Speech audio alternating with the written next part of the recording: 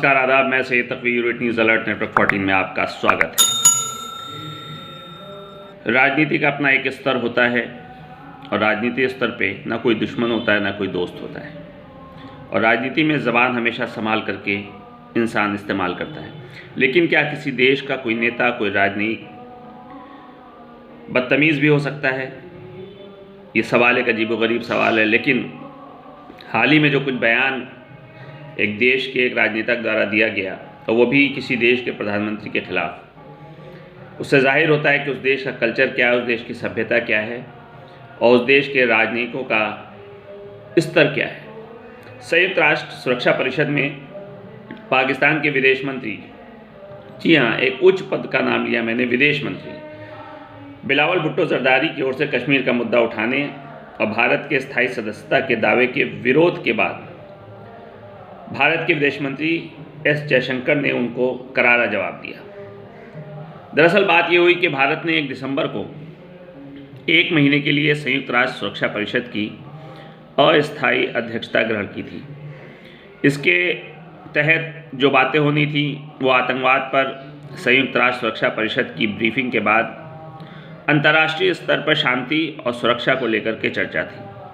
और इस चर्चा के दौरान बिलावल भुट्टो जरदारी ने कश्मीर का सवाल उठाया, कश्मीर का मुद्दा उठाया।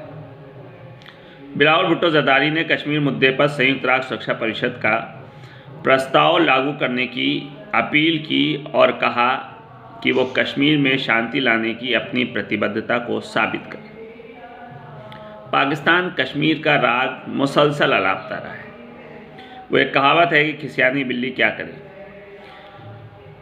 अपने देश की जो आर्थिक स्थिति है उस पर ध्यान न दे करके वहाँ के हर नेता का ध्यान सिर्फ कश्मीर मुद्दे पर रहता है। वो कहीं ना कहीं हर वक्त भारत को नीचा दिखाने की कोशिश करता रहता है।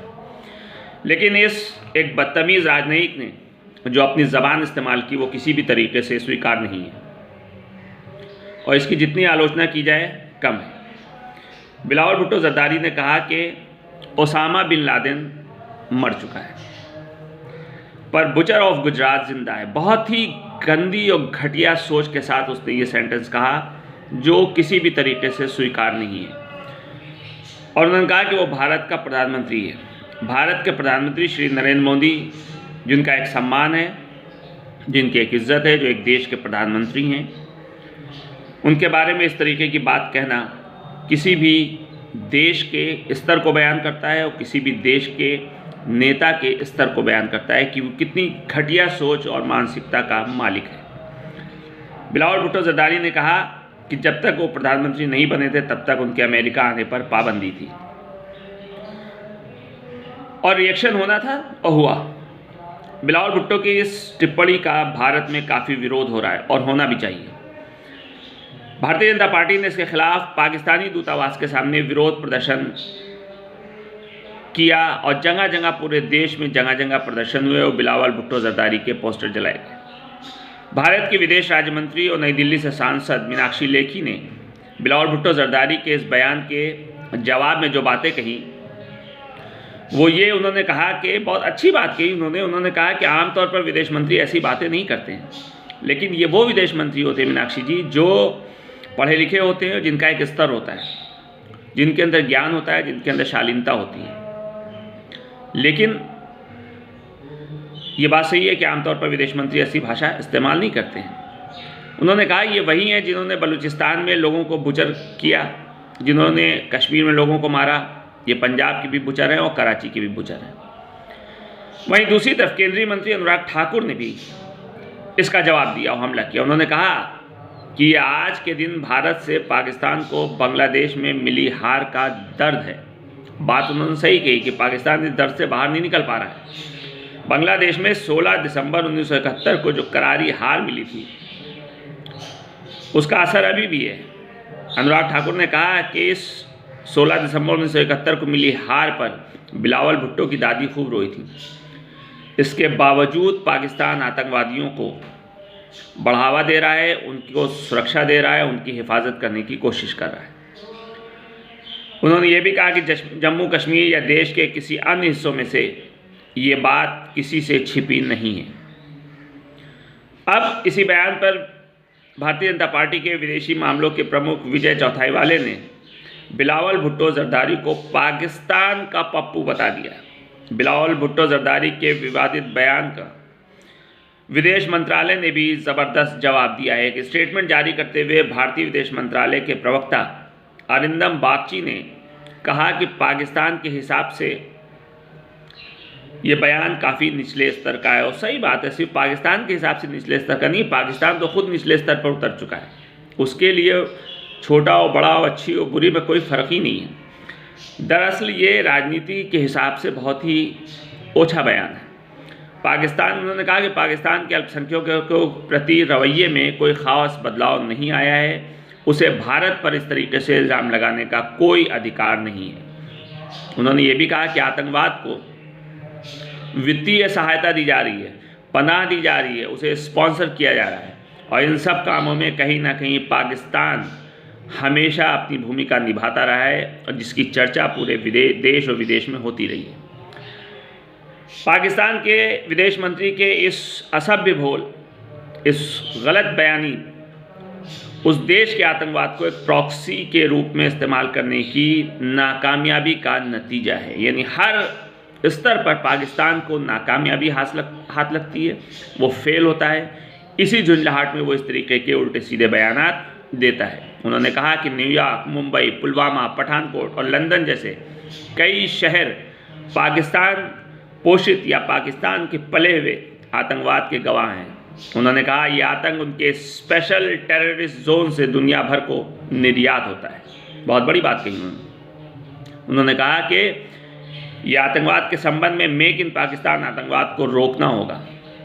उन्होंने कहा कि पाकिस्तान ओसामा बिन लादेन को शहीद के रूप में महिमा मंडित करता है और वहाँ पे जो और आतंकवादी जैसे लखवी, हाफिज सईद, मसूद अजहर, साजिद मीर, दाऊद इब्राहिम, ये सारे आतंकवादी आखिर किस देश में रहते हैं? इन सबको पाकिस्तान ने पनाह दे रखी है। दुनिया के किसी और देश में संयुक्त राष्ट्र द्वारा घोषित 126 में से 27 आतंकवादी एक साथ नहीं रहते हैं। ये 27 आतंकवादी अगर कहीं रहते हैं तो वो देश है पाकिस्तान।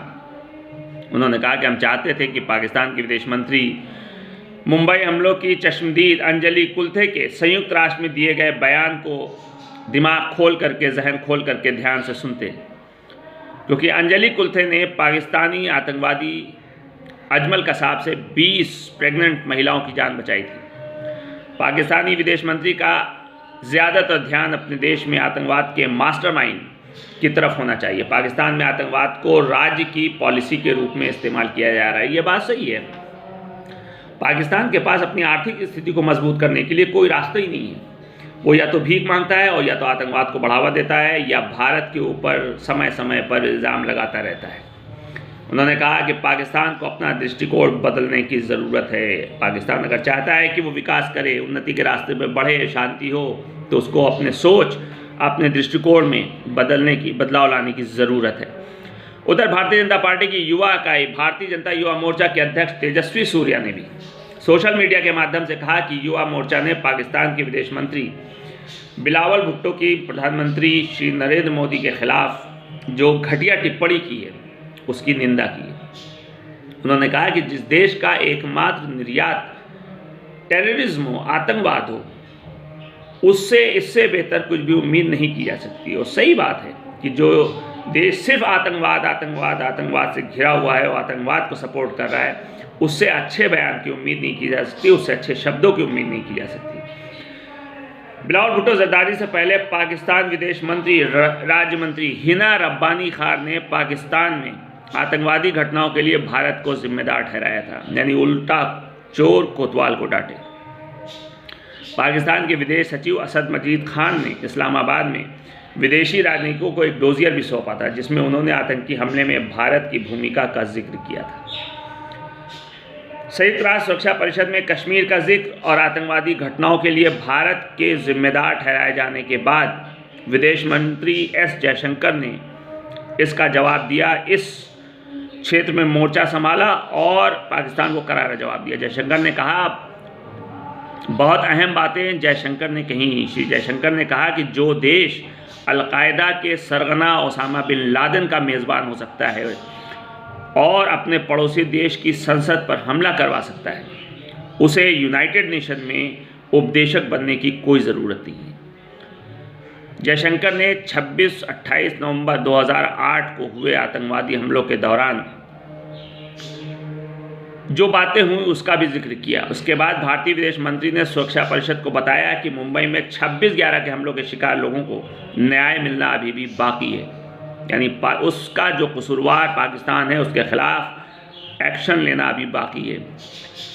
एक दिन पहले ही भारतीय नर्स अंजलि कुलथे ने परिषद के सामने 26/11 की रात को 20 प्रेग्नेंट महिलाओं बच्चों को बचाने की घटना का जिक्र किया था। उन्होंने कहा था कि मेरी वर्दी ने और मुझे साहस दिया कि और नर्सिंग के प्रति जो मेरा जुनून है उसने मुझे काम को करने के लिए प्रेरित किया।